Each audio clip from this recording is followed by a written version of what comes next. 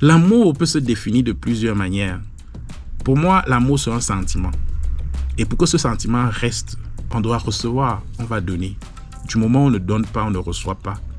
On a plus de chances de voir notre amour se dilapider. Si elle est partie, c'est qu'elle n'était pas faite pour vous. Courir derrière une personne, c'est laisser derrière soi ses valeurs. Est-ce que vous êtes donc prêt à laisser derrière vous vos valeurs? Ne courez jamais derrière une personne.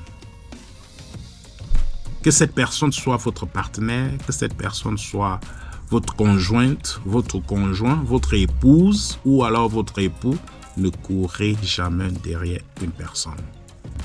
Si vous aimez votre conjoint, si vous aimez votre conjoint, certainement vous êtes promis beaucoup de choses. Vous êtes promis fidélité, vous êtes promis amour, vous êtes promis sincérité.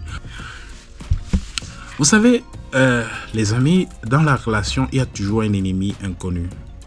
Il y a toujours un ennemi inconnu, mais en fait, l'ennemi inconnu, c'est la personne là qui est très proche de vous, qui est votre partenaire. C'est pourquoi je pense que dans une relation, il faut toujours garder un jardin secret. Il faut toujours garder un jardin secret pour vous-même. Vous ne pouvez pas promettre à votre partenaire tout dans votre vie. Et vous ne pouvez pas également lui dire tout de vous. C'est pourquoi il faut toujours garder un jardin secret. Bienvenue encore à une conversation de plus. Je suis ravi de vous retrouver ici sur la chaîne Foku Info. Aujourd'hui, nous allons comme d'habitude converser ensemble. Le plus souvent, on a mal, on préfère se taire. J'ai gardé le silence parce qu'il ne fallait pas détruire des personnes. Pourtant, j'avais beaucoup de choses à dire. J'ai gardé le silence, pourtant la douleur était très grande. Le plus souvent, parce qu'on ne veut pas courir derrière une personne, on préfère se taire et on adopte le calme et le silence. Le plus souvent, en tant que leader, en tant que chef de famille, le plus souvent en tant que mari, en tant qu'époux, en tant que conjoint, on se tait alors qu'on a un cœur qui saigne. Parce que nous sommes des hommes, on saigne, on pleure, mais on ne pleure pas en public. Pourquoi? La seule personne sur qui vous pouvez compter en cas de détresse, en cas de challenge, en cas de situation méprisante, le plus souvent, ce n'est que vous-même. On laisse notre conjoint nous faire comprendre que nous sommes les plus forts, pourtant nous ne sommes pas forts. On fait comprendre à notre famille, à notre partenaire, à nos enfants qui sont les plus faibles et que toi tu es le plus fort. Et quand le problème arrive, tu n'es plus capable de montrer ta force. Expliquons aussi parfois à nos enfants là où on a mal. Si vous montrez à votre famille que vous êtes le plus fort, on va laisser tous les challenges et les problèmes à votre table. Si vous montrez à votre femme que vous êtes le plus fort, elle prendra le temps de laisser tous les challenges et les problèmes sur votre table. Alors, il faut aussi faire comprendre à madame que vous n'avez pas solution à tout. Faites comprendre à madame et aux enfants que sans eux là, tu ne trouveras pas solution aux problèmes de la famille. Sans eux là, tu ne pourras pas trouver solution aux challenges de la famille. Ici, nous allons travailler ensemble. Ne sois pas le parent là qui porte tout le fardeau seul. Ne sois pas le parent là qui porte la charge seul. Ça va vous dépasser si vous essayez de le faire. La femme, quel que soit son milieu social, son niveau scolaire, son éducation, elle doit contribuer pour l'évolution et la grandeur de la famille. Elle va ici contribuer pour les réparations des fautes et des pannes du foyer et de la famille. Mais si vous prenez le rôle de celui-là qui résout tous les problèmes et seul, si vous prenez le rôle de celui-là qui a la réponse à toutes les questions de la famille et toutes les questions du couple, ça va vous dépasser. La charge vous dépassera. La charge sera très énorme pour vous si vous prenez la peine de faire croire à vos enfants et à votre conjoint que vous êtes la personne là qui a la dernière solution, que vous êtes la seule personne là qui a la solution de tous les problèmes de la famille et du couple. Là, vous serez débordé de charges. En famille, on résout les problèmes de famille ensemble. Les enfants, madame, monsieur, on résout les problèmes de famille ensemble.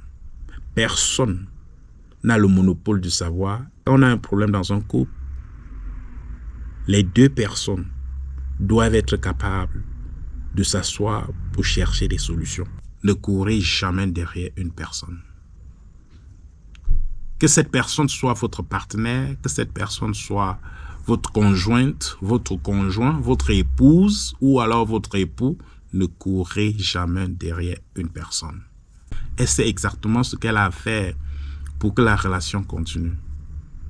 Et si jamais elle ne fait plus d'efforts, c'est qu'elle ne voudrait plus rester en relation. Prenez votre silence, ne courez plus jamais derrière une personne. Pour moi, le mot « je t'aime », c'est une promesse. Vous avez promis à rester digne vis-à-vis de cette personne. Vous avez promis de rester fidèle vis-à-vis de cette personne. Vous avez promis de rester sincère vis-à-vis de cette personne. Vous avez promis de rester auprès de cette personne. Si cette personne n'est pas prête à donner le retour, vous n'allez pas vous morfondre. C'est pourquoi parfois je pense qu'il faut rester silencieux. C'est pas parce que j'ai donné une promesse de vous aimer, d'être à côté de vous que je suis idiot. C'est pas parce que je vous ai promis fidélité, sincérité, que je suis aveugle de ce qui se passe. Donc, c'est aussi une mise en garde. En réalité, quand on vous dit « je t'aime », en réalité, on veut juste vous dire « je vous promets ». Je vous promets d'être fidèle. Je vous promets d'être sincère. Je vous promets d'être loyal. Je vous promets de marcher auprès de vous. Je vous promets l'amour. Le jour où l'ennemi inconnu va apparaître, on va utiliser tous les armes, on va utiliser toutes les informations contre vous. Il faut savoir rester calme en ce moment-là pour ne pas laisser vos valeurs derrière vous. C'est pourquoi je pense qu'il est important d'avoir son jardin secret, même quand on est dans une relation, même quand on est marié, même quand on a une famille, on doit avoir son jardin secret. Est-ce que vous avez votre jardin secret? Bien que je sais que vous êtes dans une très bonne relation où vous vous êtes donné des promesses. Si vous aimez votre conjoint, si vous aimez votre conjoint, certainement vous vous êtes promis beaucoup de choses. Vous vous êtes promis fidélité, vous vous êtes promis amour, vous vous êtes promis sincérité, quelle que soit la valeur de votre relation, quelle que soit l'importance de votre relation, vous devez avoir votre jardin secret. Parce que, à la fin des jours, vous êtes la seule personne à qui vous devrez rendre compte. Pour avoir la maturité de réaction, pour avoir la compétence de gérer ces problèmes, on doit avoir confiance en soi-même. Si on a confiance en soi-même, on aura tout de même des éléments qui nous permettront de gérer nos différences et nos problèmes, de gérer nos challenges. Alors, à la fin de la journée, ce n'est qu'à toi-même que tu dois rendre compte. Aimer, non seulement c'est un engagement, c'est aussi également se faire des promesses. Promesses de sincérité, de fidélité, d'engagement, de rester auprès de soi, d'élever sa personne. Du moment où les promesses ne sont pas respectées, l'amour va se détruire. Ce sentiment d'amour, pour que ça puisse rester en permanence, il va falloir effectivement qu'on respecte nos promesses. Ce qui nous fait effectivement mal en amour ne vient jamais de loin. Et c'est pourquoi il faut garder son jardin secret. Pour maintenir les promesses qu'on se donne dans une relation, il faut être capable de donner. Il faut être capable de donner et de recevoir. Du moment où dans une relation amoureuse, on ne peut pas recevoir, on ne peut pas donner, le sentiment d'amour ne peut pas rester pour longtemps. Donc, moi je pense pour ma part qu'il faut continuer à garder son jardin secret. Vous allez retrouver votre énergie au moment des problèmes pour refaire une autre vie dans votre jardin secret. Il ne faut pas tout dire à votre partenaire. Gardez des réserves dans votre jardin secret. Parce que c'est dans ce jardin secret que vous allez retrouver l'énergie au moment du pire pour pouvoir se relever. C'était Alphonse Foucault. Si vous avez aimé la conversation, n'oubliez pas de vous abonner à la chaîne. Jusqu'à ce qu'on se retrouve à la prochaine vidéo.